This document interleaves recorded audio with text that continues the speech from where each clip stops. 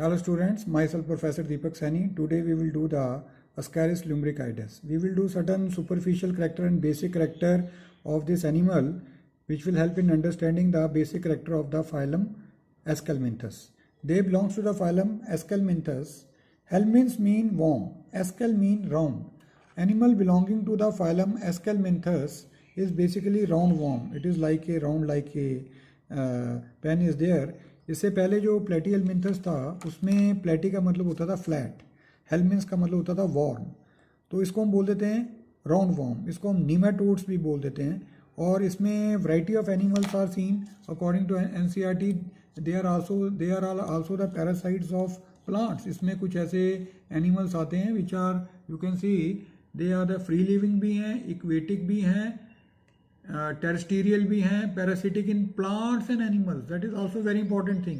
They are also free living. Some of them animal belonging to this phylum is free living. Some of them are aquatic. Some of them are terrestrial that lives on land, or parasite in plants and animals are there. There are many animals belonging to this phylum Aschelminthus. They are parasite to the plants are there. तो जो हम आज जो करने जा रहे हैं वो स्कैरिस है. That is a parasite to the human being. ये हमारे स्मॉल इंटेस्टाइन में रहता है. You can see this is the structure. This is male is comparatively smaller and it's posterior end is curved. Female is longer. Here that is I made the handmade diagram. This is the male is there and it is posterior end is curved. Female it is straight, it is longer. They have mouth. In male they have a cloaca. I will explain you what is cloaca. The mouth is surrounded by the three lips. That is the dorsal lip and the ventrolateral lips are there. On the dorsal lips there are present papillas which are sensory in nature, and on the ventrolateral lips there are present the papillas as well as amphids. Amphids are basically chemoreceptors. And this is the mouth, and mouth leads to the pharynx, and pharynx is muscular. That is also a very unique character that is given in NCERT. Alimentary canal is complete with a well-developed muscular pharynx. This question has been asked in your NEET examination. Then this is the intestine is there, and intestine opening out through a cloaca. What is cloaca? Cloaca is seen in the case of male. Cloaca is a common opening of the alimentary canal and genital system. Here also the genital system also opens. When there is a common opening of the genital system or urinogenital system plus digestive system, we say cloaca. Cloaca is a common opening of the digestive system and urinogenital system oblique genital system.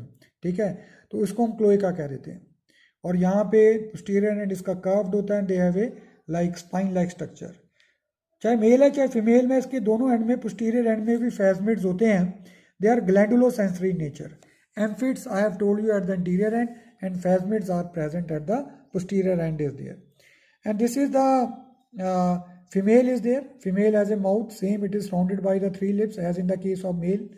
They have an anus. I say anus here because there is a separate opening for the genital system in female and we call it as an vulva. Female के अंदर genital system, उसके reproductive system की एक separate opening होती है जिसको मैं vulva कहता हूँ. अगर रिप्रोडक्टिव सिस्टम की ओपनिंग भी यहाँ पे होती तो मैं क्लोएका कहता. अब नहीं है. अब मैंने क्या कहा है कि एलिमेंट्री कैनाल की अलग ओपनिंग है जिसको मैं एनस कहता हूँ, और जेनिटल सिस्टम की अलग ओपनिंग है जिसको मैं वल्वा कहता हूँ. लेकिन मेल के अंदर उसी ओपनिंग से एलिमेंट्री कैनाल भी आ रही थी, उसी ओपनिंग से जेनिटल सिस्टम भी खुल रहा था, तो इसलिए हमने कहा उसको क्लोएका कहा. इसकी बॉडी वॉल पे आते हैं. Body wall is covered by cuticle. Then comes the epidermis which is syncytial. This is an epidermis. ठीक है ना. Epidermis is syncytial. What does syncytial mean?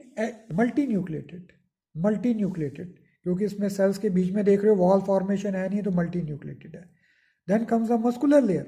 They have only longitudinal muscles are there. And epidermis is invaginated at 4 points. ठीक है ना. One on the dorsal side, one on the ventral side. We say epidermal cord, dorsal epidermal cord, ventral epidermal cords, and the lateral epidermal cords. Lateral epidermal cords are large. Dorsal epidermal cord, ventral epidermal cord. Dorsal epidermal cord have a dorsal nerve cord. Ventral epidermal cord have a ventral nerve cord. And the lateral epidermal cord has an excretory canals होते हैं, ये have an excretory canals जिसको हम बोल देते हैं। उसके बाद यहाँ पे मैंने आपको बताया कि लॉन्गिट्यूडनल मसल्स होते हैं, सर्कुलर मसल्स एब्सेंट होते हैं। लॉन्गिट्यूडनल मसल्स जो अपर हाफ के होंगे उसके फाइबर्स डॉर्सल नर्व कॉर्ड के साथ जुड़े होते हैं, और वेंट्रल नर्व कॉर्ड के जो फाइबर्स हैं वेंट्रल नर्व कॉर्ड के साथ जुड़े होते हैं। बीच में ये इंटेस्टाइन आ रही है, ये एपिडर्मिस ये होगी, और इंटेस्टाइन के बीच में जो स्पेस है उसको हम सिलोम कहते हैं। इसके अंदर जो सिलोम होती है स्यूडोसिलोम होती है, मतलब they are not lined by the epithelium. इसका सिलोम का मेरा पूरा लेक्चर पड़ा हुआ है, आप देख सकते हो।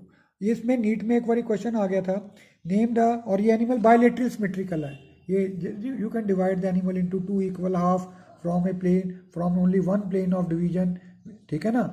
जो आप एनिमल को दो इक्वल हाफ में डिवाइड कर सकते हो, ठीक है ना, from only one plane of division is there, ठीक है ना, तो they have a bilateral symmetry, ठीक है। तो अब मैंने आपको बता दिया कि ये एनिमल बायलेटरल है, ट्रिप्लोब्लास्टिक है, स्यूडोसिलोम है। तो एक बार नीट के अंदर क्वेश्चन आ गया था, और इवन एनसीईआरटी में भी उसके एक दिया हुआ है, bilateral animal with false coelom, वहाँ पे आ गया था name the animal which is bilateral symmetry and pseudocoelom. तो उसके अंदर जो एनिमल की चॉइसेस दी थी उसमें से एक एनिमल ऐसा था जो कि फाइलम एस्केलमिंथस को बिलोंग करता था, तो वो आपने उसकी चॉइस देनी थी। उसमें देखो एक ऐसे क्वेश्चन ये भी बन जाता है, bilateral animal without body cavity, उसमें सिलोम है ही नहीं है। जो पीछे हमने किया ना, हमने क्या कि प्लेटिहेलमिंथस किया था, हमने कहा था कि जो space between the body wall और इंटेस्टाइन है that is filled with an parenchyma, that is filled with a parenchyma. तो उसको हमने कहा था, जैसे ये मैंने फेसियोला पेटिका कराया था, the space between the body wall and intestine is filled with the parenchyma is there, तो इसमें हम बोलते थे सिलोम नहीं है। और इसमें भी माउथ होता था, एनस नहीं है, तो हम बोलते थे इनकम्प्लीट डाइजेस्टिव ट्रैक है। तो इसमें कंप्लीट डाइजेस्टिव ट्रैक आ गया, माउथ आ गया, एनस आ गया, ठीक है ना, क्लियर हो गया यहाँ तक। ये हमारे स्मॉल इंटेस्टाइन में रहता है, और आपको पता है फ्रीली प्रेजेंट होता है स्मॉल इंटेस्टाइन में। जैसे हमारी ये स्मॉल इंटेस्टाइन बना दूँ तो ये फ्रीली प्रेजेंट है, it is not attach with the wall. तो सर जब पेरिस्टाल्टिक मूवमेंट होती है तो पेरिस्टाल्टिक मूवमेंट से ये फिर नीचे क्यों नहीं आ जाता? ये they can contract the peristaltic movement with the help of the movement caused by this animal. ये एनिमल अपनी भी मूवमेंट कॉज करता है, ये एनिमल अपने आप भी ऐसे हिलता रहता है। उसको हिलने के लिए कौन हेल्प करता है? उसके लॉन्गिट्यूडनल मसल्स हेल्प करते हैं। जो उसकी बॉडी वॉल में लॉन्गिट्यूडनल मसल्स होते हैं, they also show the movement, ठीक है, which contracts the peristaltic movement of the intestine is there. बाहर क्यूटिकल होने के कारण ये हमारे जो डाइजेस्टिव एंजाइम से इसको बचा के रखता है, एनारोबिक रेस्पिरेशन होती है, ठीक है जी, ये चीज़ होगी हमारे। अब हम इसके आ जाते हैं, हमने इसका डाइजेस्टिव सिस्टम भी देख लिया, और now we will see it's you can say इसका जो एक्सक्रीटरी सिस्टम है, एक्सक्रीटरी सिस्टम है उसके लिए there are present two excretory canals, they are, ये देखो मैंने आपको जो यहाँ पे साइड में बताया था कि लेटरल एपिडर्मल कॉर्ड्स हैं, लेटरल एपिडर्मल कॉर्ड्स में से क्या निकलता है? Excretory canal. तो इसके पूरी की पूरी बॉडी में ऐसे दो एक्सक्रीटरी कैनाल चलती हैं, देखो साइडों में, ये मैंने एक बेसिक सा डायग्राम बनाया है। एंड इसका जो एक्सक्रीटरी कैनाल होती है इंटीरियर एंड में आपस में जुड़ी होती हैं, तो इसलिए हम बोल देते हैं excretory system is H shaped. Excretory system जो है एच शेप कहा जाता है। और इस एक्सक्रीटरी कैनाल में रेनेट सेल्स होते हैं, they have renette cells are there which help in the excretion, ठीक है। हमने एक्सक्रीटरी सिस्टम भी कर लिया, डाइजेस्टिव सिस्टम भी कर लिया, ठीक है ना। अब इसका नर्वस सिस्टम में देखो मैंने आपको बताया था, एक डॉर्सल नर्व कॉर्ड है, एक वेंट्रल नर्व कॉर्ड है। ये देखो यहाँ पे एक डॉर्सल नर्व कॉर्ड आ रही है, एक वेंट्रल नर्व कॉर्ड होती है, ठीक है ना। ये इंटीरियर एंड में आपस में जुड़े होते हैं बाय द सर्कमफ्रेंजियल नर्व रिंग, एक सर्कमफ्रेंजियल नर्व रिंग होता है, वहाँ से ये डॉर्सल नर्व कॉर्ड और वेंट्रल नर्व कॉर्ड जो है वो आपस में जुड़े होते हैं। तो मैं आपको ये यहाँ पे एक थोड़ी सी एक वर्डिंग भी है बुक में, है तो वो बुक पुरानी है, उससे आपको दिखाता हूँ कि ये देखोगे कि ये लिखा हुआ है यहाँ पे, they have an circumpharyngeal nerve ring. Circumpharyngeal nerve ring होती है जो फेरिंग्स के आसपास, ये जो बता रहा हूँ ये this is the nerve ring चल रही है फेरिंग्स के आसपास, ठीक है। चलो ये आपके +2 लेवल पे तो इतना, +1 लेवल पे इतना, नीट लेवल पे तो नहीं पूछते इतना, तो चलो आपको बता दिया मैंने। अब हमने एक्सक्रीटरी सिस्टम भी कर लिया, अब हम इसका जो मेन सिस्टम है that is the reproductive system, वो हम करेंगे। इसके अंदर जो मेल रिप्रोडक्टिव और फीमेल रिप्रोडक्टिव सिस्टम, दो अलग अलग एनिमल में, animal are dioecious and they show sexual dimorphism. Sexual dimorphism का मतलब क्या होता है? Just by the external appearance you can say this is a male and this is a female is there. Male का posterior end curved है।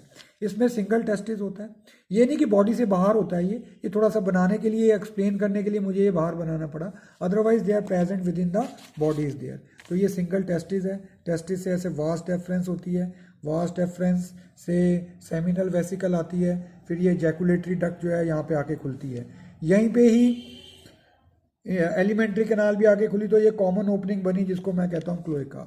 ये आ गया testis, testis से वास्ट डेफरेंस से सेमिनल वेसिकल, सेमिनल वेसिकल से ejaculatory duct आती है। Ejaculatory duct जो है ये ओपन कर रही है, यहाँ पे पिनियल स्पिक्यूल्स हैं, there are present penial spines are there, penial spines होते हैं, they have an penial spines are there, ठीक है ना।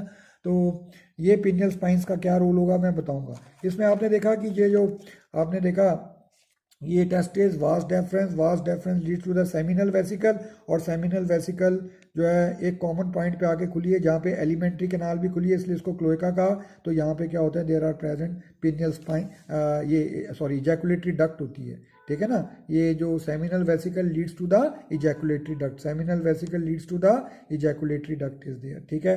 तो यहाँ पे ये पिनियल स्पाइंस हैं जिसका भी रोल बताऊंगा मैं, क्योंकि सिंगल टेस्टिस होता है इसलिए कह देते हैं मोनार्किक, और टेस्टिस का टिप वाला पोर्शन ही स्पर्म बनाने में हेल्प करता है, इसलिए बोलते हैं टीलोगोनिक। स्पर्म आए यहाँ से प्रोड्यूस होते हैं, वास्ट डेफरेंस से सेमिनल वेसिकल में स्टोर हो जाते हैं, जब उसको इजैकुलेट करना होता है तो वो इजैकुलेटरी डक्ट में आके आगे जाएंगे, वो भी मैं आपको बताता हूँ। ये फीमेल रिप्रोडक्टिव सिस्टम है, इसमें 2 ओवरीज हैं। ये मैंने कहा ये बॉडी के बाहर नहीं होती, बॉडी के अंदर ही होती हैं, ठीक है। तो they are present within the body is there, ठीक है। ये भी एक डायग्राम है, देखो जैसे ओवरी बताया, ओविडक्ट बताया, ठीक है ना। ये देखो this is an ovary, ovary से आया ओविडक्ट, ओविडक्ट से यूट्रस, दोनों साइड की यूट्रस आपस में मिलके बनाती है vagina, vagina open out by the vulva. Vulva मैंने आपको यहाँ पे बताया था ना, देखो this is A vulva, vulva is an opening of the female reproductive system. तो इसमें देखा ये वल्वा फीमेल रिप्रोडक्टिव सिस्टम की आप ओपनिंग आ गई, और एलिमेंट्री कैनाल की ओपनिंग को हम कहेंगे एनस, ठीक है ना। वहाँ पे दोनों ओपनिंग इकट्ठी थी, एलिमेंट्री कैनाल की और मेल रिप्रोडक्टिव सिस्टम की, तो हमने कहा था क्लोएका। अब क्या होता है, मेल और फीमेल इकट्ठे आते हैं, मेल जो है स्पर्म ट्रांसफर कर देता है इजैकुलेटरी डक्ट से इनटू द वल्वा, और वल्वा को खोलने में ये पिनियल स्पिक्यूल्स का बड़ा रोल होता है। पिनियल स्पिक्यूल जो है इसकी वल्वा को खोलते हैं और उसके अंदर स्पर्म डाल देते हैं। उधर से जो एग होते हैं, ओवरी ने जो एग प्रोड्यूस किए होते हैं वो यूट्रस तक आ जाते हैं, यहाँ पे फर्टिलाइजेशन हो जाती है, एग और स्पर्म मिलते हैं, फर्टिलाइजेशन होती है, जाइगोट बन जाता है, ठीक है ना। जाइगोट और जाइगोट के आसपास बड़ी थिक वॉल बन जाती है, there is thick wall is formed around the zygote is there. और आप मानोगे कि ये जो फीमेल है एक दिन के अंदर 20 लाख 20 लाख 20 1 2 3 4 5, ठीक है ना, 20 lakh egg per day produce करती है, फर्टिलाइज्ड एग। वो एग कहाँ गिरेंगे, वो वल्वा से हमारे गिरते हैं इंटेस्टाइन में, अब उसके हम बारे में पढ़ते हैं। Egg in the fertilised egg in the uterus, egg in the host intestine. वो एग जो है ये देखो ना, यहाँ पे ये बताया आपको भी, ये एग यहाँ से वल्वा से कहाँ पे गिरेंगे, इंटेस्टाइन में, क्योंकि आपको पता है ये एनिमल हमारे इंटेस्टाइन में रह रहा है, तो इंटेस्टाइन में एग गिर के small intestine, large intestine, faecal matter से बाहर आ जाएंगे। मान लीजिए कोई पर्सन ने, कोई इन्फेक्टेड पर्सन है जिसके इंटेस्टाइन में स्कैरिस है, उसने अपना फीकल मैटर ओपन में डिस्चार्ज कर दिया, तो उसके अंदर जो एग होंगे वो आगे डेवलपमेंट शो करते हैं, जो क्योंकि उस एग की फर्टिलाइज्ड एग की डेवलपमेंट इंटेस्टाइन में नहीं हो सकती, क्योंकि उसको थोड़ा टेम्परेचर कम चाहिए होता है। 10 से 15 दिन के अंदर उस एग के अंदर फर्स्ट जुवलाइन बन जाता है, ठीक है ना, जिसको हम बोल लेते हैं रेप्टिफॉर्म लार्वा, ठीक है ना। 10 से 15 दिन के अंदर उस एग जो फीकल मैटर में बाहर ही पड़ा हुआ था वो मरता नहीं है, धूप से नहीं मरता वो, ठीक है ना। तो वो जो है रेप्टिफॉर्म लार्वा बाई चांस, और फिर हफ्ते के अंदर, क्योंकि मैंने कहा है कि इसके लार्वा के बाहर भी क्यूटिकल होगी, इसने ग्रो करना होता है, क्यूटिकल बड़ी हार्ड होती है, तो अपनी क्यूटिकल को वो शेड करता है, ठीक है ना। इसके अंदर जो लार्वा बनता है रेप्टिफॉर्म लार्वा, वो अपने क्यूटिकल को शेड करता है क्योंकि उसने ग्रो करना है, तो वो ये एक नेक्स्ट लार्वा बनाता है, सेकंड जुवलाइन बनाता है, उसको हम सेकंड जुवलाइन कह देते हैं, और वो एग के अंदर है। तो ये जो सेकंड जुवलाइन होती है, जिस एग के अंदर जब सेकंड जुवलाइन बन चुका होता है, उस एग को मैं एम्ब्रियोनेटेड एग कहता हूँ। ये एम्ब्रियोनेटेड एग जो है ये बड़े हार्मफुल होते हैं। ये वाले एग अगर गंदे खाने, गंदे पानी के साथ हमारे अंदर चल जाएं तो हमें डिजीज़ हो जाएगी। मान लीजिए ये एग चला गया, ये अगर गंदे पानी और गंदे खाने के साथ चला गया जिसके अंदर रेबडिटी फॉर्म लार्वा था, ये हमें कोई डैमेज नहीं करेगा। अब आप कहोगे कि ये सर एग हमारे अंदर कैसे चले गए? मान लीजिए फीकल मैटर पे हाउस फ्लाई बैठी, वो हाउस फ्लाई किसी खाने वाली चीज़ पे बैठ गई, वो हमने खा लिया, क्योंकि हाउस फ्लाई के साथ ये एग लग जाएंगे बॉडी के साथ, वो खाने वाली चीज़ पे बैठेगी तो वो खाने पे लग जाएंगे, वो हमने खाना सब्जी फ्रूट या कोई भी चीज़ खा ली बिना धोए तो हमारे अंदर चले गए। या कई बार गंदे पानी के साथ चल जाते हैं। जैसे ही हमारे अंदर जाएंगे ये एम्ब्रियोनेटेड एग, इसकी आउटर वॉल डिजॉल्व हो जाएगी और जो सेकंड जो लाइन है वो फ्री हो जाएगा इंटेस्टाइन के अंदर।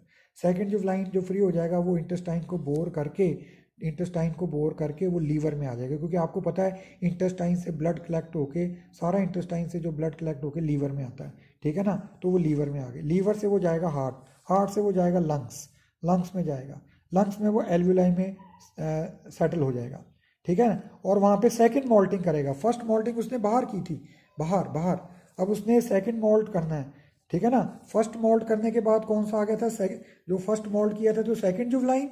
जब सेकंड मॉल्ट करेगा तो वो बन जाएगा, सेकंड मॉल्ट करेगा एल्वुलाई में, सेकंड मॉल्ट करेगा तो वो बन जाएगा सेकंड मॉल्ट करेगा तो वो बन जाएगा थर्ड जुवलाइन।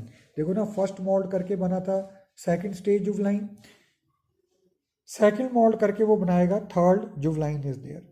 फिर वहाँ पे थर्ड मॉल्ट करेगा, एल्वुलाई के अंदर ही बैठा हुआ है अभी, ये देखो ना एल्वुलाइज के अंदर ही बैठा हुआ है, ठीक है।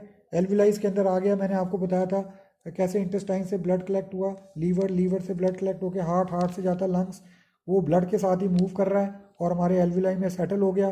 सेकंड उसने मॉल्टिंग की, थर्ड जुवलाइन बना, फिर थर्ड मॉल्टिंग की, फोर्थ जुवलाइन बना, ये लंग्स में है। फोर्थ जुवलाइन क्या करता है, लंग से आता है ब्रोंकियाई, ब्रोंकिया से आता है ट्रैकिया, ट्रैकिया से आता है लैरिंग्स, मैंने ब्रोंकिया नहीं लिखा, सीधा ट्रैकिया लिख दिया, ट्रैकिया से लैरिंग्स, लैरिंग से आता है वो फेरिंग्स, फेरिंग्स में कई बार खांसी और थूक के साथ वो बाहर आ जाएगा, कौन सा, फोर्थ जुवलाइन आ सकता है। नहीं तो कई बार क्या होता है, वो खांसी आई, थोड़ा सा मतलब स्लाइवा वगैरह जो म्यूकस वगैरह आया, हमने दोबारा उसको स्वेलो कर लिया तो वो फेरिंग्स में चल जाएगा, ठीक है ना।